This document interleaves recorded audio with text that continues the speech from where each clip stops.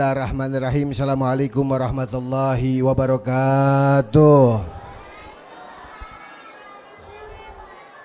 Alhamdulillah, alhamdulillahi ala hadhihi ni'mat wa ashhadu anna sayyidana Muhammad sahibil busyra salatan tubashiruna biha wa ahlana wa auladana wa jami'a masayyikhina wa mu'alimina wa talabasana wa talibatina min yaumina hadza ila yaumil akhirah wa ba'd. Qala Allah Ta'ala fi muhakami tanzili wa huwa asdaqul qailin. A'udzu billahi minasyaitonir rajim. Innallaha wa malaikatahu yusholluna 'alan nabi ya ayyuhalladzina amanu sallu 'alaihi wa sallimu taslima. Faqala alaihi salatu wassalama sallu alayya fa inna sholata shifaa'un likulli da. Sadaqallahul azim wa sadaqa rasulun habibun nabiyul karim wa nahnu ala dzalika minasyahidina wa syakirin walhamdulillahi rabbil alamin. Hadratul mukarramin wal muhtaramin, yang kita hormati, yang kita muliakan, kepada semua para asatid, para alimil ulama, para hujjaj, para sesepuh, para aparatur pemerintah, ketua RT, ketua RW, juga semua jamaah kaum muslimin wal muslimat, hadirin hadirat, para pemuda-pemudi pecinta Nabi Muhammad sallallahu alaihi wasallam yang dirahmati oleh Allah Subhanahu wa taala. Terkhusus yang sama-sama kita hormati, yang sama-sama kita muliakan, guru kita, qudwah kita, yang baru saja menyampaikan hikmah tausiahnya kepada kita semuanya, ad-da'i ilallah Al-Habib Idrus ibn Abdullah Al-Jufri, yang kita doakan beliau, mudah-mudahan beliau panjang umur, sehat walafiat, dan Allah anugerahkan keberkahan di dalam ilmunya agar senantiasa terus bisa membimbing kita semuanya. Amin ya rabbal alamin. Juga hadir di tengah-tengah kita guru kita Ajailallah Kiai Haji Komarudin. Kita doakan juga beliau mudah-mudahan panjang umur, sehat walafiat, serta Allah anugerahkan keberkahan di dalam ilmunya agar senantiasa terus bisa membimbing kita semuanya. Amin ya rabbal alamin. Dan kepada semua para asatidz, alim ulama yang lainnya yang mohon maaf saya tidak sebutkan namanya satu persatu, namun hal yang demikian tidak mengurangi rasa hormat, rasa ta'zim saya kepada beliau-beliau. Sama-sama kita angkat tangan, kita doain guru-guru kita, mudah-mudahan mereka semuanya panjang umur, sehat walafiat, Allah berikan kesabaran di dalam dakwahnya, Allah selalu berikan kemenangan di dalam perjuangannya, dan Allah anugerahkan keberkahan di dalam ilmunya agar senantiasa terus bisa membimbing kita semuanya. Amin ya rabbal alamin. Dan terkhusus salam hormat, salam takzim saya sampaikan kepada Ketua DKM Musola Al Mustafa Ustadz Irwan beserta jajaran pengurus panitia-panitia yang lainnya, yang kita doain panitia-panitianya dan siapapun yang terlibat di dalam mensukseskan acara pada pagi yang penuh dengan kemuliaan ini. Mudah-mudahan kebaikan-kebaikannya menjadi amalan yang membanggakan kelak di hari kiamat ketika berjumpa dengan Nabi Muhammad sallallahu alaihi wasallam. Amin ya rabbal alamin. Hadirin hadirat rahimakumullah, enggak panjang lebar yang saya ingin sampaikan pada pagi yang penuh dengan kemuliaan ini menyambung daripada nasihat dari guru kita Al Habib Idrus ibn Abdullah Al Jufri. Kita tidak lain dan tidak bukan duduk hadir kumpul di majlis ini karena lantaran cinta sama Nabi Muhammad sallallahu alaihi wasallam. Pentingnya cinta kepada Nabi Muhammad, Bu, barometer untuk menjadikan kepribadian seseorang baik atau buruk tergantung dengan siapa dia cinta. Ketika dia nanemin cinta sama orang-orang baik, insyaallah dia bakal jadi baik. Amin. Tapi ketika nanamkan cinta kepada orang-orang fasik, maka kepribadiannya akan terbawa menjadi fasik. Dan yang lebih dahsyat dari yang namanya cinta, kelak kita akan dikumpulkan, akan dibangkitkan oleh Allah di hari pembangkitan bersama orang yang kita cinta. Pada siapa hati kita letakkan cinta, padanya kelak kita akan berada. Ketika ada orang yang ahli ibadah, suka sujud, tapi di hatinya nanemin cinta sama orang fasik, nanemin cinta sama orang zindik, nanemin cinta kepada orang-orang yang menjauhkan hatinya dari Nabi Muhammad. Kelak di hari kiamat Allah bakal kumpulkan mereka bersama orang-orang yang mendapatkan surga dari Allah Subhanahu. Begitu juga sebaliknya, kalau ada hamba biar kate ibadahnya pas-pasan, tapi resep ame ulama, demen ame orang-orang baik, suka ngefans kepada orang-orang yang menyambungkan hatinya kepada Nabi Muhammad, kelak bakal dikumpulin bareng orang-orang yang mendapatkan keridhaan dari Allah Subhanahu wa ta'ala. Siang hari ini kita duduk, bukti insya Allah kita bakal cinta amin Nabi Muhammad. Amin, amin. Cuman yang mengerikan di akhir zaman ini, kita kan sekarang dunia digital, bener. Hampir semua orang megang handphone, betul. Karena handphone banyak banget orang salah meletakkan cinta. Anak muda ngefans sama JJ dan Bonge. Wow. Ini ada nih, jangan-jangan anak hadurnya fansnya JJ Bonge ya. Mamanya Bunda Korla. Wow. Ada di sini fansnya Bunda Korla. Kadang-kadang mengidolakan seseorang yang wujud dan keberadaannya belum ketahuan. Siapa? Raihan.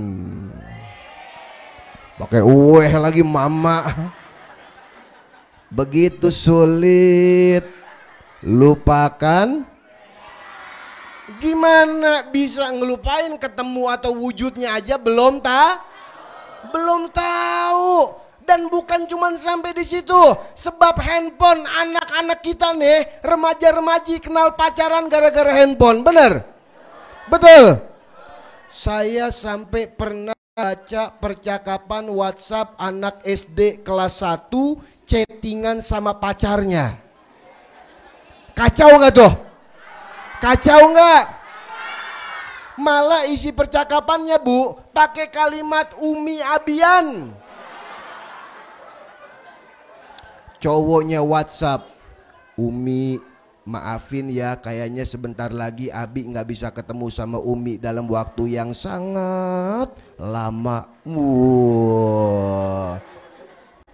Ini ceweknya ngeluarin emo nangis, tahu emo nangis? Kok Abi jahat sih, emang Umi ada calah apa? Apa yang dijawab sama cowoknya? Umi nggak ada salah apa-apa, cuma sebentar lagi Abi mau sunat. Cah, Masya Allah. Baru mau sunat bahasanya Umi Abian. Naudzubillah min dzalik. Di sini nih remaja-remaji ada yang pacaran.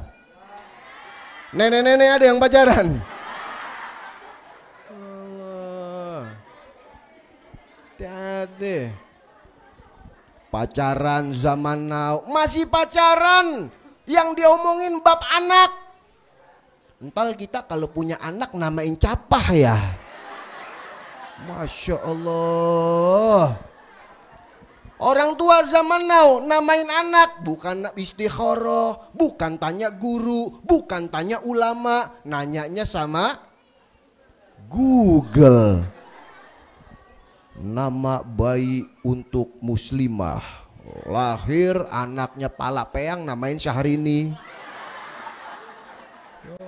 Ada lagi nih orang tua zaman now nih ngasih nama anak singkat-singkat, nama bapak emak disingkat jadiin satu buat nama anak. Ada nggak? Mana dia orangnya? Masya Allah. Bapaknya Abbas, emaknya Kokom. Baskom. Ya Allah. Jadi jangan sampai keperangkap dari yang namanya cinta sama orang baik. Jadiin karakter kita bakal jadi baik. Amin. Cinta sama orang rusak bakal ngejadiin kepribadian kita bakal jadi. Apalagi perempuan-perempuan nih, hati-hati, jaga hati kalian. Masya Allah. Yang mesti kita pahami, Allah menciptakan akal 10 dan Allah menciptakan perasaan 10. 9 akal Allah letakkan di laki-laki, sisanya berapa? 1 ada di perempuan, Sedangkan perasaan 9 yang Allah letakkan di perempuan, sisanya berapa? 1 ada di laki-laki. Makanya laki-laki lebih banyak bermain akal daripada perasaan, karena akal dia ada 9. Sedangkan perempuan lebih banyak main perasaan daripada akal, karena perasaannya ada. Kodrat laki-laki pakai akal, demennya ngegombal, ngakal-ngakalin, tukang bohong. Bener gak? Perempuan jangan gampang dibaperin sama laki-laki. Neng, I love you, I love you. Hes, saya punya harga diri. Kalau benar-benar serius, bukan I love you, tapi kobil tuh. Wow. Dirayu pakai coklat, udah kelepek-kelepek. Kalau cinta bukan pakai coklat, tapi seperangkat alat sholat. Tuh, laki-laki banyak main akal, Bu. Perempuan mainnya perasaan. Gampang sayang, gampang cinta, gampang ngambek, gampang baper. Betul? Kodrat baper ini ada di perempuan, perasaan. Tapi kadang laki-laki juga banyak yang baper ya. Banyak nggak? Dikit-dikit ngambek. Laki-laki ngambekan, kumis doang serem baplang. Tapi ngambekan. Kalau ada laki baper, suruh ganti pakaiannya ame daster. Ya sifat perempuan ini baperan. Tuh kodrat Makanya kata para ulama mengatakan apa? Al-mar'ah kal mir'ah. Perempuan itu laksana seperti cermin, kayak kaca. Makanya yang paling demen namanya mama apaan? Kaca, betul. Bangun tidur yang dicari apa? Pengen mandi yang dicari, habis mandi yang dicari, lagi dandan yang dicari, pengen pergi yang dicari. Bahkan sebelum naik motor yang dilihat, ketemu di jalan lampu merah sebelah kiri ada mobil, dia sempat nyampe tujuan sebelum turun ngelihat spion buat ngaca. Kadang-kadang perempuan beli handphone cuma buat ngaca. Perempuan ngaku lagi. Allah, satu-satunya makhluk Allah yang kalau naik motor sen kiri belok. Tuh ngaku lagi, ada yang kayak begitu di sini. Mana dia orangnya? Wah, kalau diomelin galakan dia lagi. Apa-apaan itu? Belok kiri, totok kanan, dikelaksonin. Apaan sih klakson? Allah, sifat perempuan kayak kaca, kayak cermin. Kaca kalau jatuh hancur nggak, Bu? Hancur nggak? Bisa nggak buat bersatu lagi? Bisa, tapi nggak akan menghasilkan gambar yang sempurna. Betul? Begitu juga hati seorang wanita kalau udah disakiti sama suaminya, maafin. Bisa, tapi sulit untuk melupakan. Wah. Makanya bapak-bapak jangan macam-macam. Nanemin ribuan kebaikan sama perempuan, satu aja buat kesalahan yang bakal diungkit kesalahannya. Insya Allah, tuh jangan sampai kita salah dalam meletakkan insya salatullah salamallah ala dhaha. Semuanya baca sholawat buat Nabi Muhammad. Salamullah. Lantangkan suaranya buat baca sholawat kepada Nabi Muhammad. Salatullah salamallah ala dhaha Rasulillah. Salatullah salamullah. Semua tangannya diangkat. Amin bil qabul. Tawassalna bismillah wa bil hadi Rasulillah. Tawassalna bismillah wa bil hadi Rasulillah wa kulli mujahidin lillah bi ahlil badri ya sallu alaihi walatullah salamullah ala taha rasulillah salatullah salamullah ala yasin habibillah ilahi salimil ummat minal afat wan niqmat ilahi salimil ummat minal afat wan niqmat wa min hammin wa min gumma bi ahlil badri ya Allah sallu alaihi salamullah ala taha rasulillah salatullah salamullah alaihi sama-sama baca sholawat askil Allahumma shalli ala sayyidina Muhammad wa asgili zalimin bi zalimin Allahumma sholli ala sayyidina Muhammad wa azghili zalimin bi zalimin Allah wa akhrijna min bainihim salimin wa ala alihi wa baca satu kali lagi sholawat askil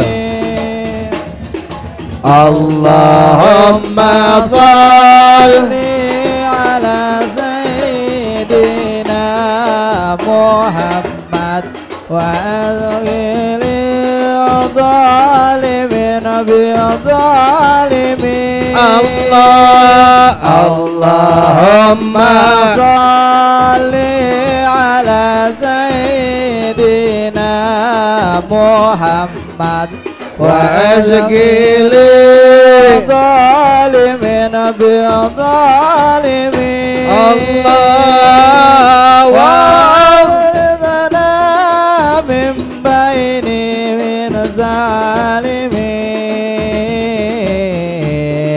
wa ala alihi wa sahbihi.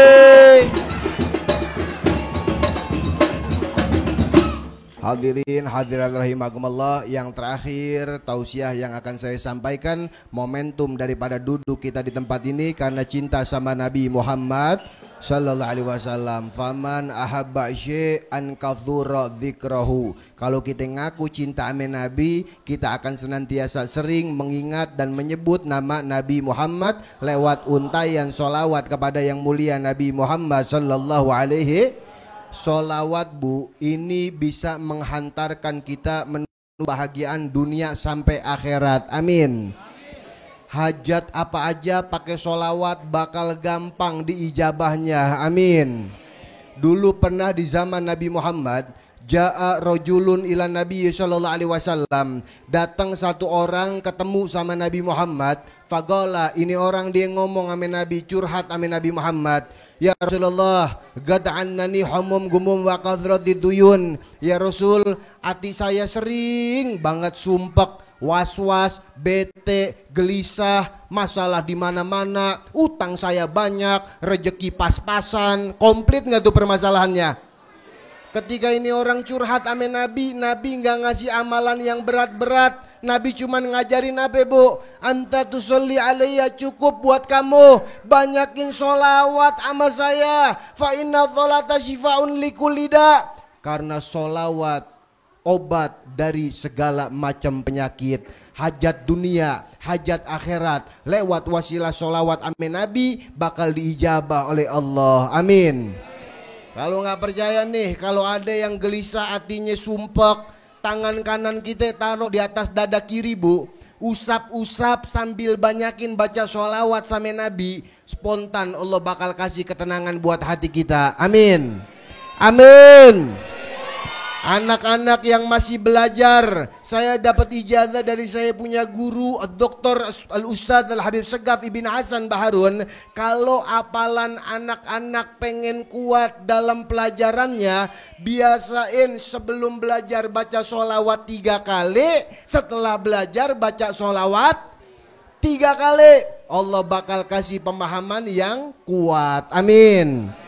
Kemudian bapak-bapak yang biasa kerja, jangan cuma sekedar kerja doang buat mengasin nafsunya, buat isi perut dan lain sebagainya. Akhirnya apa? Rezeki yang dicari jauh dari yang namanya barokah. Tapi jadiin setiap langkah kalian, hembusan nafas kalian mencari nafkah sambil memperbanyak baca sholawat kepada Nabi Muhammad. Rezeki yang kalian tidak cari, rezeki yang kalian dapatkan akan mendatangkan rezeki yang barokah. Amin. Amin. Ibu-ibu yang ada di rumah kadang-kadang kan bingung kegiatannya apa, bener? Bebenah, beres rumah, nyapu, ngepel. Jangan cuman sekedar bebenah nyapu doang, Bu. Biasain sambil baca sholawat.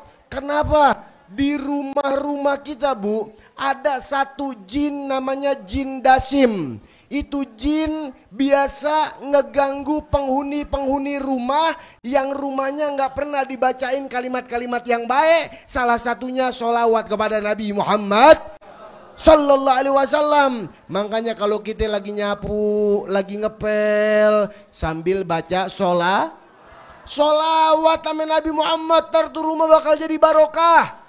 Atau kasur ranjang, tahu kasur ranjang, Ibu? Biasanya kan suka dibersihinnya di apa namanya? Sapu lah ya. Dikebut ya. Jangan cuma sekedar dikebut. Itu jin, Bu. Kalau kita lagi nggak ada di ranjang, anak-anak jin main loncat-loncatan di atas ranjang kita. Yang diajarin nama Nabi kalau kebut ranjang, baca surat Al-Ikhlas, baca ayat kursi, baca sholawat kepada Nabi. Biar tidur kita nyenyek, pules, nggak ada tidur rep-repan. Ada tidur yang suka rep-repan. Gara-gara ngebersihin ranjangnya nggak baca sholawat. Terus juga sampah, jangan sampai ada sampah lewat dari waktu maghrib di dalam rumah kita. Itu bisa nyeretin rezeki. Dan ibu-ibu kalau lagi masak juga, jangan cuma sekedar masak doang, Bu. Jangan sekedar ngeracik antara bumbu yang satu dengan bumbu yang lain, dijadiin satu buat masakan. Itu makanan biasa. Tapi kalau masaknya sambil baca sholawat sama Nabi Muhammad, makanan yang ketika masak dibacakan sholawat sama Nabi Muhammad, itu makanan akan mendatangkan keberkahan dari Allah. Anak yang makan bakal jadi anak yang soleh soleha. Suami yang makan bakal jadi imam yang soleh. Seperti orang tua kita zaman dulu. Gimana mereka anak-anaknya ijazah paling hebat, ijazah sekolahnya SD kelas 6. Tapi jadi semuanya, Bu. Ada yang jadi pengusaha, ada yang jadi kontraktor dan lain sebagainya. Apa resepnya? Resepnya orang tua kita zaman dulu kalau masak mereka selalu baca sholawat. Emak-emak tuh kalau dari rumah datang ke pengajian bawa tas kosong, begitu pulang penuh, bener? Ada mama yang begitu di sini. Pada ngerajia apa namanya itu? Kue-kue, snack-snack, bener?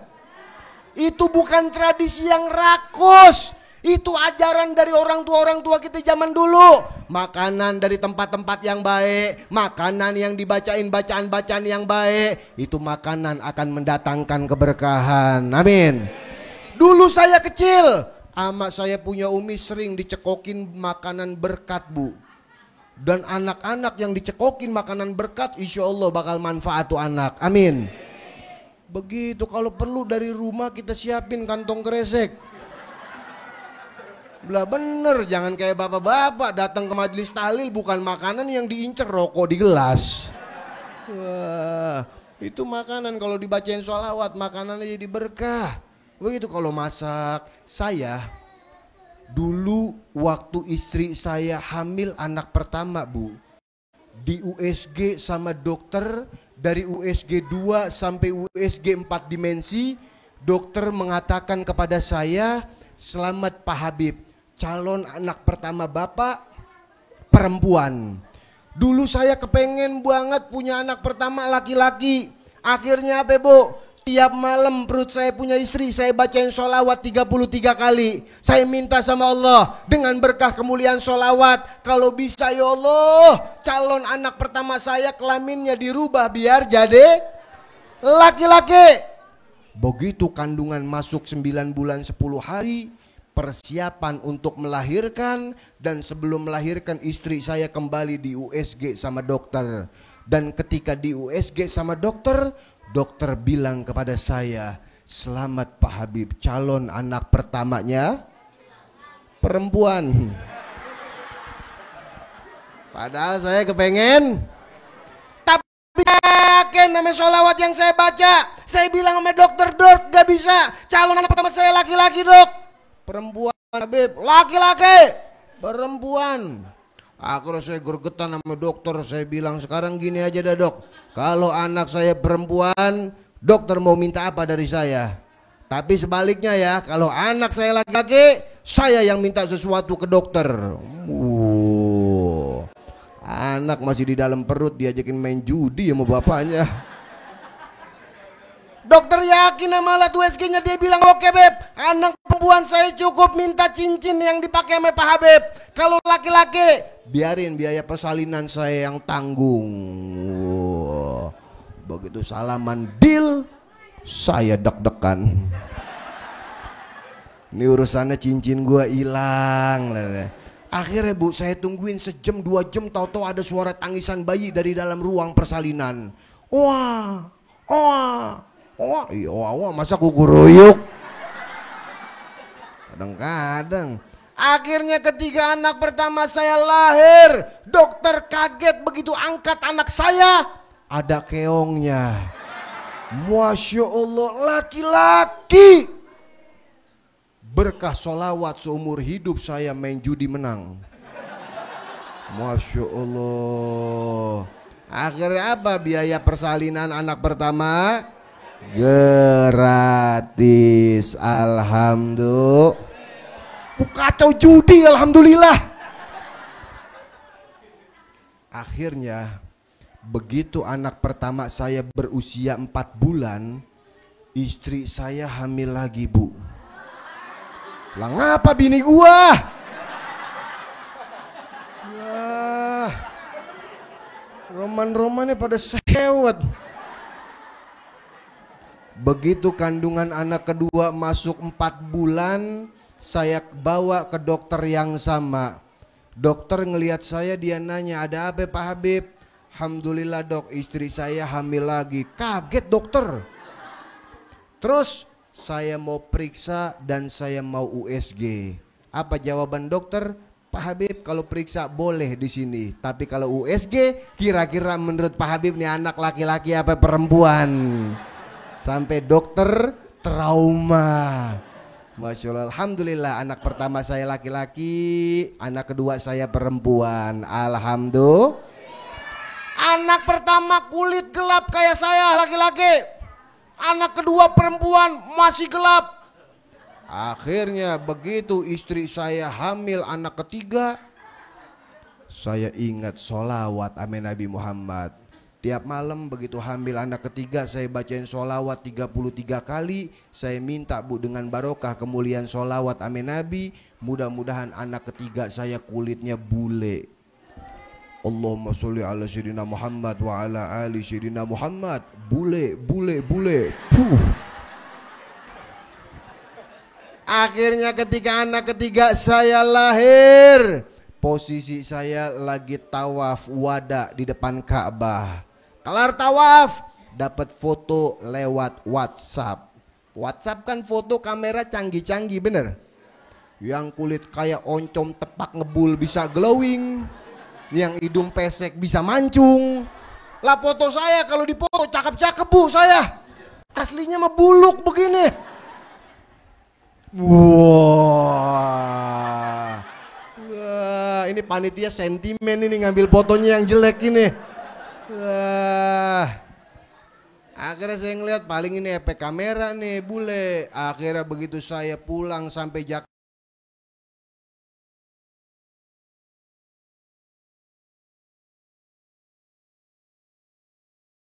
ini waktu lahir rambutnya merah, kulitnya putih, bibirnya merah, kemudian juga jadinya kayak begini nih bu.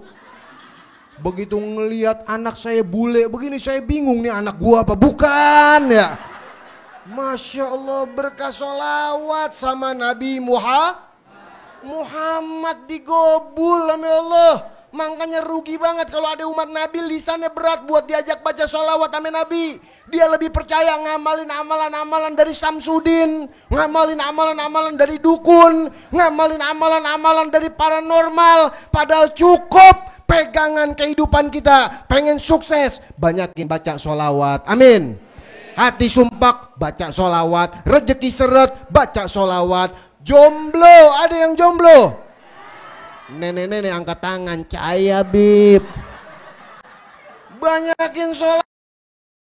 Apa aja lewat sholawat amin Nabi Muhammad bakal diijabah oleh Allah Subhanahu wa ta'ala, insya Allah. Mudah-mudahan sedikit yang saya sampaikan manfaat. Intinya terus istiqomah tanemin cinta sama orang-orang baik, terkhusus cinta kepada Nabi Muhammad. Dan yang kedua, jangan kita bangun dari tempat ini kecuali niatin dari hati kita yang paling dalam. Ya Allah, saya kepengen banget mulai detik ini saya bakal banyakin baca sholawat kepada Nabi Muhammad Sallallahu Alaihi Wasallam. Insya Allah ngamalin sholawat bakal menghantarkan kita menuju kebahagiaan baik di dunia bahkan sampai di akhirat, insya Rabbi fanfa'na bi barakatihim wahdinal husna bi hurmatihim wa amitna fi tariqatihim wa muhafatin minal fitani. Hadza minni al-afu minkum. Assalamualaikum warahmatullahi wabarakatuh.